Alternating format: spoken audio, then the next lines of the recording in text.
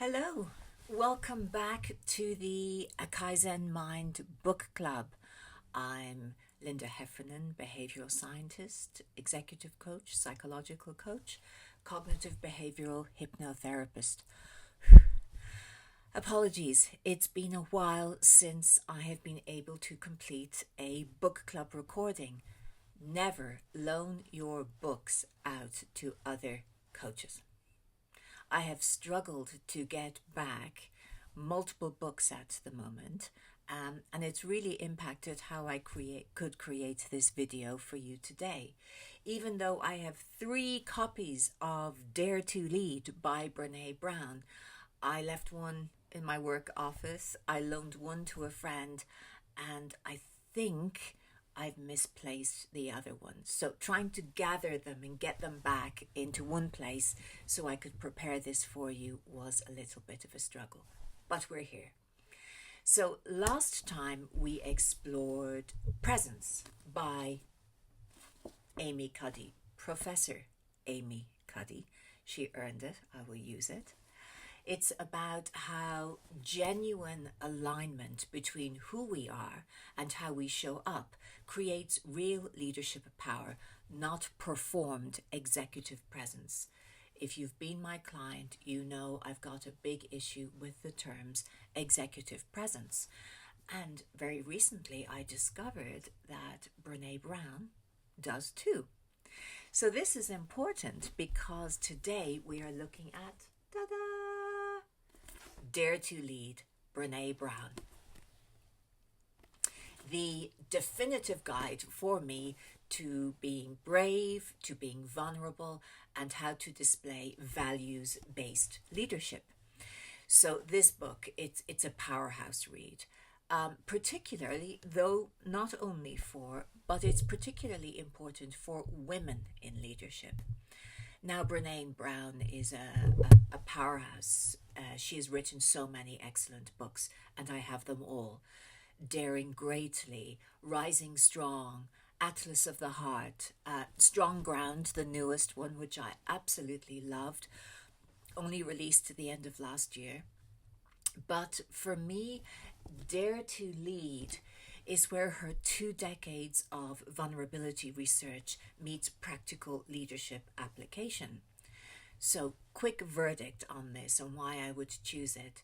It's a rigorous, research-backed dismantling of armoured leadership and a blueprint for leading with courage, connection, and clear values. So, as always, the core premise I begin with, well, it's the courage to be vulnerable is not a weakness. It is the foundation of every brave act of leadership. So Brené Brown defines a leader as anyone who takes responsibility for recognizing the potential in people and ideas and has the courage to develop that potential. Now, notice what that definition doesn't say. It says nothing about title, nothing about authority or being the smartest person in the room. When I see people engaging very much with their title, their sense of authority, or proving their smarts, it always raises a few little amber flags for me, and sometimes I'm proved right. The book is built around 4 skill sets of courage, and Brown argues that these are 100% teachable, observable, and measurable. So 1, rumbling with vulnerability. I love the way she uses language. Having the hard conversations, leading into uncertainty, risk, and emotional exposure. 2, living into our values, naming the 2 values that actually drive you and using them as your decision-making compass. 3, braving trust, building and maintaining trust through 7 specific observable behaviors. And 4, learning to rise, the process of getting back up after failure, after disappointment, or being face down in the arena. There's a central metaphor here in this book. Armoured leadership versus daring leadership. Armoured leadership, well, it looks like perfectionism, cynicism, knowing it all, hiding behind authority, weaponizing fear, cultivating compliance instead of commitment. Daring leadership looks like modeling clarity, kindness and hope, giving and taking feedback, having hard conversations, and staying in the rumble. So Brown is very, very known for one particular quoted line: clear is kind, unclear is unkind. So fuzzy feedback, vague expectations, and unspoken resentments are not kindness, they are cowardice dressed up as politeness. The book moves from theory into genuinely practical tools, and that's the way I like books, especially behavioral science books. It has conversation scripts, team exercises, values inventories, and trust frameworks that you can actually use on a Monday morning. But most importantly, daring leadership is not about being soft. It is about being brave enough to be vulnerable whilst holding yourself and others to high standards. So let me talk about the research and Brené Brown herself and why it matters. So she is a research professor at the University of Houston Graduate College of Social Work, where she holds the Huffington Foundation Endowed Chair. She is a visiting professor in management at the University of Texas at Austin McComb School of Business, and she has more than 2 decades of research on courage, vulnerability, shame, and empathy. Her TED Talk, The Power of Vulnerability, is one of the top 5 most viewed in the world, with over 70 million views. She has 5 number 1 New York Times bestsellers, or is it 6? No, 5, I think. And Dare to Lead itself is based on a 7-year study involving interviews with hundreds of global C-suite leaders about what modern leadership actually requires. Now, why does this research matter so much right now? Well, for me, right now, we are in a moment where old models of leadership are visibly failing. And that is in business, that is in politics, that's in social constructs, okay? We are seeing visible difference in command and control, certainty performing, emotion suppressing leadership. And that was all built for a predictable industrial world. That world is gone. We now lead through constant change, hybrid teams, AI disruption, and collapsing trust in institutions. In that environment, the leader who pretends to have all the answers doesn't look strong. They look disconnected from reality. Brown's research shows what actually predicts team performance in uncertainty: psychological safety, trust, the ability to have hard conversations, and willingness to admit not knowing. So they're the factors in helping your team to build strength and ability in times of uncertainty. And boy, are we in those times right now. So for me, this maps directly into Google's Project Aristotle findings. Psychological safety was the single biggest predictor of high performance teams. And when I move into my book reviews on organizational psychology, I will be looking keenly at the work of Professor Amy Edmondson, on psychological safety in leadership and in organizations. For women in leadership specifically, this book matters deeply because women are often punished for the very qualities traditional leadership demands. When we speak with authority, we're aggressive. When we show emotion, we're unstable. Stay composed and you're cold. Ask for help, you're incompetent. So Brown's framework cuts through this double bind. Vulnerability isn't a gendered weakness to hide, it's a leadership skill to develop. For any leader, this isn't about being nicer, it's about being braver. And the research is clear that bravery, not bravado, is what builds the trust that builds the teams that deliver results. So, what works, Linda, in this book? Well, for me, as with everything I will recommend, this book is genuinely practical. This is not a theory book. It is a workbook disguised as a leadership book. Downloadable workbooks, exercises and conversation guides are also available on Brené Brown's website. And her Dare to Lead program, her leadership program, is a fantastic investment for any of you who want to know how to lead better, or you're coaches, or you're just curious. The Daring Leadership Assessment gives you a concrete starting diagnostic, not a vague aspiration. So there are some specific frameworks that you can use immediately.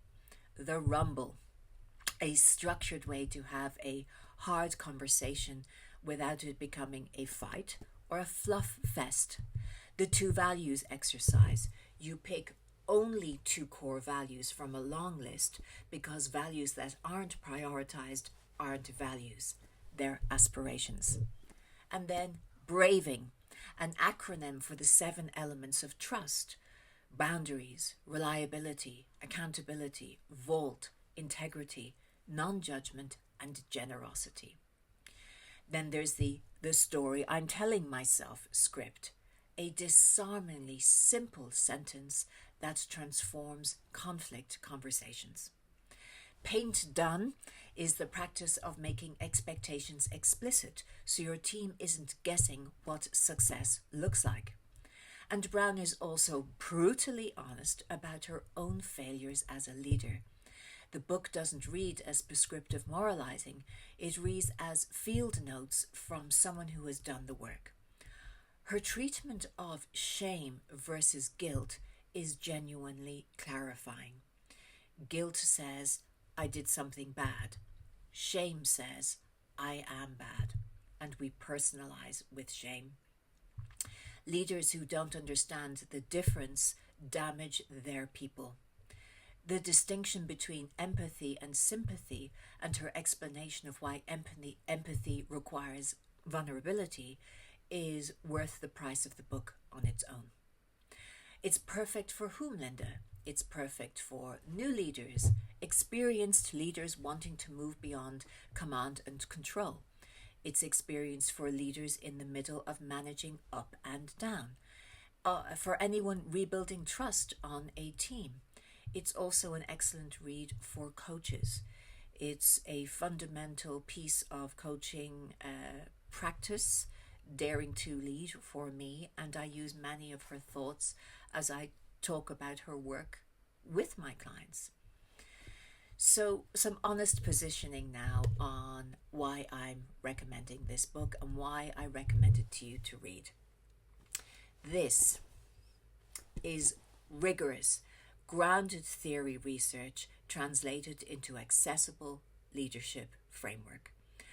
Brown's methodology, a qualitative coding of thousands of interviews over 2 decades, is respected in the social science community.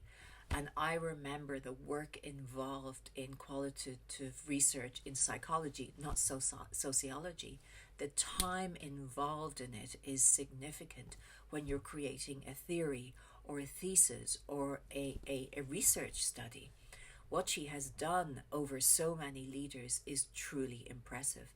It also means the data is very convincing. There's some important context and critiques to be aware of. Some critics argue the book is better suited to leaders in relatively psychologically safe environments, and it's harder to apply in genuinely toxic or abusive cultures. That's a fair point. But I also think in those cultures, most of the frameworks that I read can be very hard to apply. The framework asks leaders to go first with vulnerability, which carries real career risk in organizations that punish openness. Brené Brown, she acknowledges this, but the reader has to assess their own context before using any of the content. The book is heavily anchored in American corporate culture, and some of the examples and language translate less smoothly to other cultural contexts. I would read probably the culture map and cross apply them. There is occasional overlap and repetition with her earlier books. If you've read Daring Greatly, some concepts will feel familiar, though Dare to Lead is the most leadership-focused application. Critics from more traditional schools argue that emphasis on feelings and values is soft. I disagree, but it's worth naming the objection. There is an important distinction here. Vulnerability is not oversharing. It's not confession. It's not weakness, or it's not dumping emotional load on your team. Brown is explicit here. Vulnerability is sharing feelings and experiences with people who have earned the right to hear them. It's in service of connection and clarity. This is not about crying in meetings, okay? It's about saying, I don't know, when you don't know, and I was wrong when you were wrong. It was published in 2018, so it predates some of the most recent conversations about hybrid work, AI leadership, and the post-pandemic burnout and burn-on. But I think the fundamentals hold. I have my own principles and thoughts on vulnerability in leadership. And let me be direct with you, okay? This book matters a lot to me, and I'm placing it here in this series for a very particular reason. There is still a dominant cultural script that says leaders must be certain, composed, and invulnerable. Armour up. Don't let them see you sweat. Fake it till you make it. I am allergic to that term. Never apologize. Always have the answer. This is bad advice. It produces brittle managers. I won't even call them leaders. It creates anxious teams, and it creates organizations that cannot learn. Armoured leadership or armoured management works barely in stable environments. It fails catastrophically in uncertain ones. And let's be honest, the invulnerable leader archetype historically has been coded male, white, and extroverted. It has never been a neutral standard. That's just my observation. What we actually need are leaders who are grounded. And grounded means that you are clear about your values, not borrowed values, not read values, not performed values, actually your own values, willing to say what your values are, and also willing to say, I don't know, without collapsing their authority. Being able to sit in hard conversations without flinching into niceness or hardening into aggression. It's committed to accountability that builds people rather than breaks them. So this is what Brown's research actually shows produces high-performing teams and sustainable leadership. And connecting back to Amy Cuddy and presence, we said presence is about internal alignment, not external performance. This week, or in this recording, we extend that. Leadership is about internal courage, not external armor. So both books attack the same lie, that effective leadership requires you to become someone other than who you really are. The most powerful leaders I have worked with aren't the ones with the best poker faces. They're the ones brave enough to be human in a role that tells them not to be. Bottom line, Linda, should I read it? Absolutely. If you lead people, formally or informally, and want a framework that actually works in the real world. You are a woman in leadership, tired of being told to lean in without being given the tools to do so sustainably. If you are rebuilding trust on a team, in a marriage, or with yourself. If you are sick of performing certainty that you don't feel. If you want practical tools, not just inspiration, actual scripts and exercises and frameworks, okay? And if you want to continue building the authentic leadership foundation we've been constructing across this series. Also, if you are somebody who has received 360 feedback or negative feedback on your leadership style or your poker face or your lack of emotional intelligence, this book is really worth at least a read, even if you decide not to embrace it. My take in this book, this is where leadership gets honest, and we so need honest, integrity-driven leadership these days. Carol Dweck taught us that mindset matters. Duckworth showed us effort sustained over time beats raw talent. Peters gave us tools for emotional regulation. Grant revealed how character skills unlock potential. Cuddy showed us that presence comes from alignment, not performance. Now Brown completes the arc. She shows us that the highest expression of all of this in the context of leading others is the courage to be vulnerable, clear, and values-driven.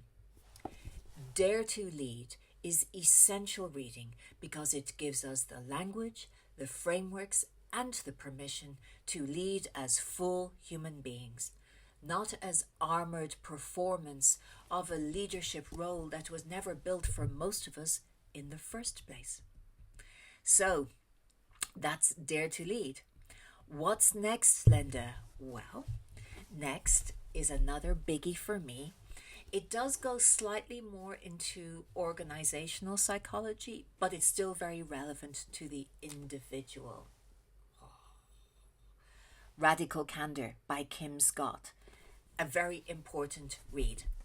But I'm going to bring this one to you through the lens of her most recent work, Radical Respect, which was published in 2024. And here's why that matters. You see, Radical Candor became one of the most influential leadership frameworks of the last decade. Care personally, challenge directly, and I train people and organizations on it regularly. But Scott herself noticed something uncomfortable. Her framework was getting weaponized. People, because we're not sophisticated and we are lizards, they were using Radical Candor as a license to be obnoxious. Go figure.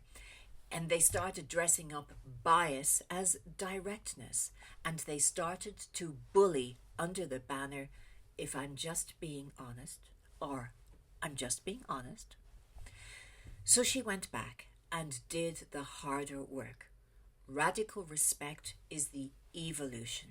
And I've loaned the book out to somebody and I couldn't get it back in time for this video. I have to stop doing that. So Radical Respect is the evolution. It names the thing that was missing. You cannot have candor without respect first. And respect in a real workplace means actively confronting bias, prejudice, and bullying, not pretending that they don't exist. So I think this is the perfect next step after Dare to Lead. So Brown gives us the inner courage, and Scott gives us the interpersonal toolkit, how to actually have the conversations Brown tells us to have in a way that builds people rather than breaks them. Critically, Radical respect addresses something Dare to Lead touches on but doesn't fully develop. That vulnerability and candor land very differently depending on who you are and what power you hold. And that's essential context for anyone leading diverse teams today. If clear is kind is the headline from Brown, then respect first, candor second is the operating manual from Scott. So I will leave some of the book description, the book link down below. If you're finding value in these reviews, subscribe. We're building a complete framework for authentic leadership and continuous growth. Until then, remember, armor isn't strength. Vulnerability is not weakness. Clear is kind, and the leaders this world needs are brave enough to be real. Thank you for joining me. Thank you for looking after your growth mindset, your growth mind shift. See you next time. And as always, look after yourself.